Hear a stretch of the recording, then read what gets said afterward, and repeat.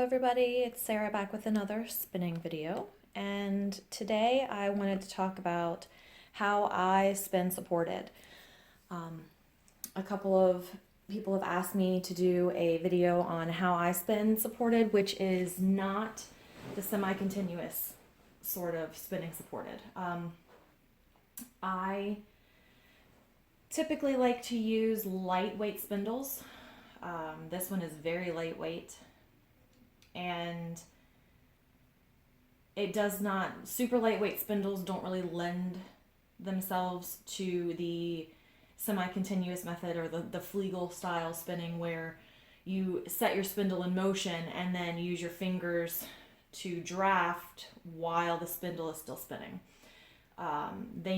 Spindles need longer spin times in order to make that a reality, and this spindle just doesn't have the weight to be able to spin semi-continuously. So what I do, and what I've really done since I learned to spin supported, is I do a kind of park and draft, which isn't really a park and draft.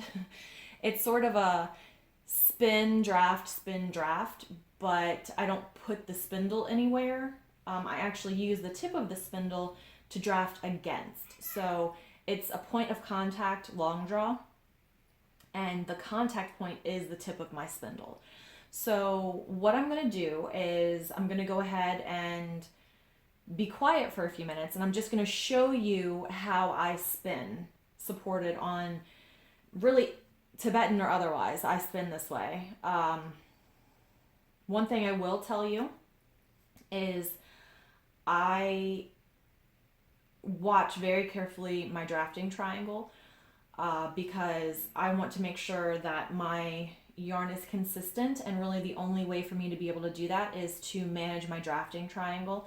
You can see that most of my yarn looks like it's coming from the bottom, and that's because it is, because the fibers up top on the top side of the triangle slowly get pulled away to manage how fine or how thick my singles will become.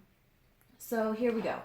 I give the spindle a flick and draft and flick and draft. And you can see that I stop the spindle. It's just how I spin. It's not right, wrong, or otherwise. It's just my way, and that's how I've always done it. I can spin semi-continuously. I just choose not to because I find my yarns are more consistent when I don't. So again, I flick, stop, and you can see I'm lowering my single to be pretty parallel to the floor, and then I open up my drafting triangle more and pull back. And right here, this, if I was to pull hard enough, this would completely draft apart. Like, you can see that it's thinning out right here, and we don't want that. So we're going to give it another twist, and it's not terribly long, it's maybe 2 seconds. But now it's locked together, it's not drafting apart. So I'm going to wind it onto my temporary cup. And because this is a woolen spun yarn, it's not going to have a crazy amount of twist. Like if you were spinning this on a wheel, or you were spinning it even on a drop spindle, you would have considerably more twist because you have the weight of the spindle pulling on the fiber. So you're going to add more twist to compensate for that. Or if this was from a wheel, you would have the pull of the intake from the wheel, which would make you automatically add more twist because the wheel is pulling, so the yarn is going to need more twist to stay together. But because this is support spun, it's going to be nice and lofty without all of the extra twist added in, so it will ply into a super squishy yarn. So here we go, flick. I don't like that bump. So I'm going to pick it up and pull back with my fiber supply, And now that bump has been incorporated into my yarn without a whole lot of fuss.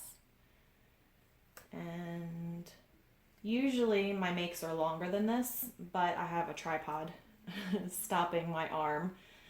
So once you practice and practice and practice and practice, you will be able to just second nature know when you've drafted enough to where you don't have to see that your singles are drafting apart before you need to add more twist.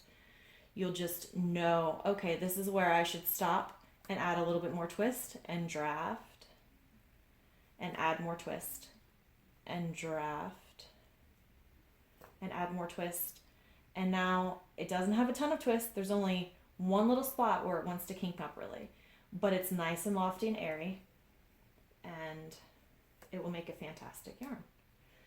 So I twisted before I was ready to twist, and I have a lot of fibers engaged right here. So I'm untwisting with my fingers, and I'm widening the drafting widening the drafting triangle so I can draw out just the right amount of fibers, which is determined by you for how fine or thick you want your singles to be. This is going to end up to be a 3 or 4 ply yarn, and I'm spinning it fairly fine because I knew that I was going to have a lot of plies. So here we have a break point where it wants to slide apart. So we're going to twist again.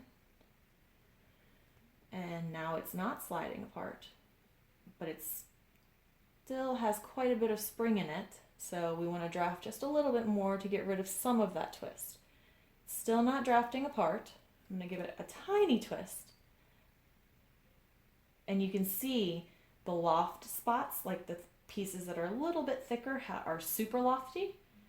And then even the really fine spots are pretty lofty. And that's exactly what I'm looking for, because I want this to be a super warm, airy, fluffy sweater yarn. Even with very fine singles, when you ply them, they're going to lose some of that twist anyway, and they're going to get even more poofy, so it'll be fantastic.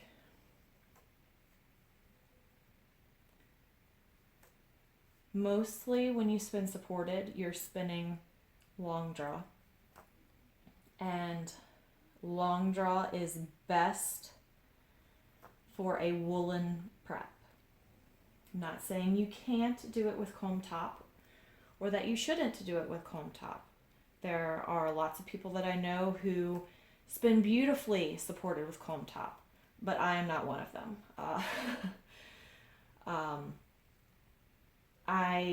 When I spin from comb top, I spin from the fold. And that sort of swirly vortexes the fibers in the comb top to make it more jumbly like this is. And that gives it a semi-woolen preparation.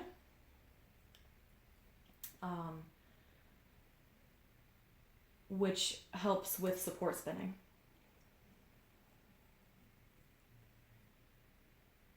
So one more time, twist and draft, twist and draft, twist, wind on, twist, draft, twist and draft,